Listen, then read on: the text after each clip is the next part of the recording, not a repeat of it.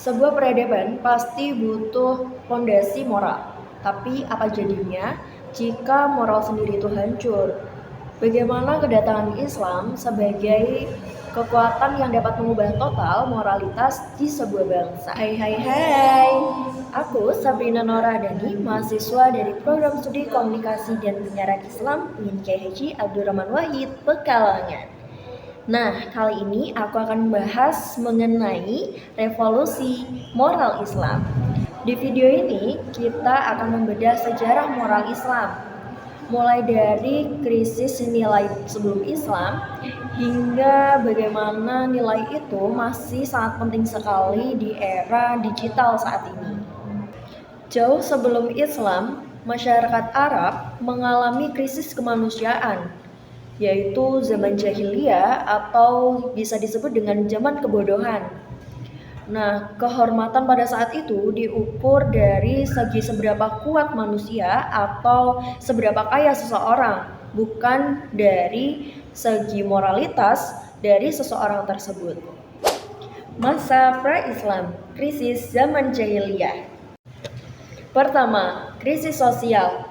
Di sini, perempuan sangat didiskriminasi. Bahkan ironisnya, bayi-bayi perempuan dibunuh hidup-hidup atau dikubur hidup-hidup. Selain itu, perbudakan juga merajalela. Kedua, krisis ekonomi dan spiritual.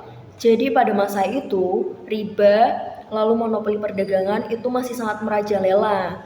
Bahkan eksploitasi itu menciptakan jurang antara si kaya dan si miskin. Orang-orangnya juga menyembah berhala, terus barang-barang mati, bahkan menyembah kekuasaan. Orang-orangnya jauh dari nilai-nilai Tuhan. Dampak buruk perbudakan. Sistem perbudakan ini meninggalkan luka moral yang sangat mendalam sampai sekarang. Nah, ada dua pandangan ya mengenai hal ini. Ada yang menganggapnya sebagai hal yang bisa dinormalisasikan dan ada juga yang berpandangan sebagai suatu kebajikan. Budak tidak memiliki hak sama sekali, sementara kaum bangsawan hidup dalam kemewahan. Luka moral ini menghasilkan minimnya akan kepedulian kita terhadap ketidakadilan. Dan tanpa kalian sadari, warisan ini terus-menerus loh sampai sekarang. Islam sebagai perubahan moral yang besar. Di tengah kegelapan, Islam datang, tapi bukan hanya sebagai agama baru, melainkan sebagai revolusi moral yang menciptakan perubahan yang sangat besar. Revolusi tauhid dan keadilan. Islam menawarkan sistem moral yang terdiri di atas dari 3 pilar. Yang pertama adalah tauhid, keduanya keadilan, dan yang terakhir adalah kesetaraan sesama manusia. Moralitas dalam Islam merupakan cerminan dari keimanan, bukan sekedar aturan sosial. Ajaran Al-Quran dan Sunnah menggantikan nilai-nilai jahiliyah yang diskriminatif dengan tatanan yang setara. Menanamkan nilai-nilai ini melalui pendidikan agama agar mewujudkan pribadi yang lebih baik.